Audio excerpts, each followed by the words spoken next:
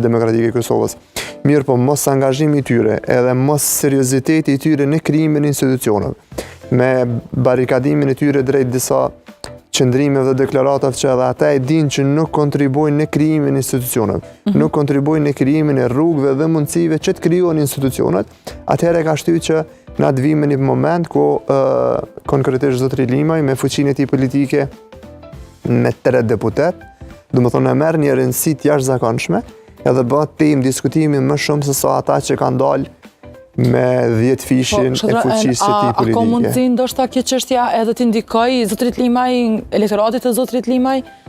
Zotri Limaj po e bën manevrimin e fundit politik të tij. Realisht edhe ky diskutim dhe kjo mundësi e bashkëpunimit në mes të zotrit Limaj dhe lëvizjes vetëvendosur nuk e shoh vetëm për këtë proces zgjedhor dhe për këtë proces politik, për krijimin e institucioneve për këtë momentum. Unë shoh një tentativë të zotrit Limaj që të krijojë një afërsi me lëvizjen vetëvendosur në mënyrë që të mbes në skenën politike. Sepse mos harrojmë, në qoftë se zotri Limaj nuk do të ishte pjesë e listës me aleancën për ardhmërinë e Kosovës, atëherë ai nuk do të kalonte pragun, sepse ka mbi 10 vite i cili nuk ka arrit me qenë pjesë e skenës politike aktive duke mos e kaluar pragun. E kemi parë dështimet e tij të kaluarën. Mirë po, bashkangjitja brenda një liste me aleancën për ardhmërinë e Kosovës e sjelli që të jetë prap faktor. Kështu që unë po e shoh që diskutimi edhe i gjithë mundësia e bashkëpunimit të zotrit Limaj me lëvizjen vetëvendose është planifikime, është me afat gjatë, në mënyrë që të mbes në skenën politike dhe fundi edhe në qoftë se do të kemi një proces tjetër zgjedhor, unë besoj që zotri Limaj do të garoj në qoftë se kësaj radhe hyn në koalicion, do të garoj si pjesë e listës së lëvizjes vetëvendosje, ashtu njëjtë siç kemi parë disa figura në të kaluamën,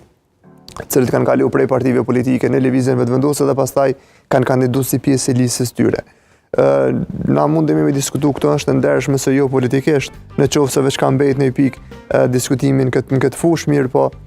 fundja është një manevrim i zotrit Limaj për të mbijetuar politikisht dhe në qoftë se ja arrin që të krijojë një bashkëpunim me zotrin Kurti, atëherë definitivisht ai do të mbetet edhe gjatë në skenën politike, sepse zotrin Limaj, zotri Kurti do e përdor realisht në ballafaqimin e tij me partitë opozitare. Dhe kush më mirë se zotri Limaj do e ballafaqoj diçka tillë dhe do arrijë që ti neutralizoj, do të kisha thënë gjithë ato kritikat ndaj lëvizjes vetëvendosje. Gjithashtu mos harrojmë që edhe pjesëmarrja e zotit Limaj në një qeveri me zotrin Kurti në raport me bisedimet, në raport me marrëveshjet e vështira që do të jenë, do ja lehtësojnë zotrit Kurti atë kartën e arsyetimit, sepse fundja edhe ajo çështja e diskutimit që përfasus nga ushtria shkrimtare e Kosovës dhe ky krah i luftës nuk është pjesë e një marrëveshje,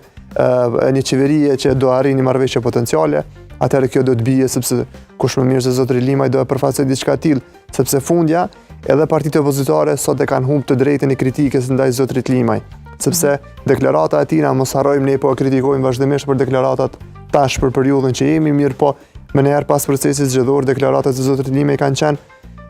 qëllimi dhe objektivat e mia, dëshira ime është që të bëjmë një koalicion edhe institucionet të krijohen nga partitë opozitare. Në qoftë se këto nuk arrin dhe nuk ndërmarren asnjë hap konkret, atëherë normal që ai do të vazhdoj dhe nuk do të bllokoj procesin. Fundja e para e mendon edhe për skenarin e tij më të keq që të shkojnë në zgjedhje duke pas këto raporte me aleancën për ardhmërinë e Kosovës, me partitë tjera opozitare të cilat nuk e kanë pranuar si pjesë e listës së saj dhe në një mos bashkëpunim me lëvizjen vetëvendosur ai do të shohet politikisht. Po.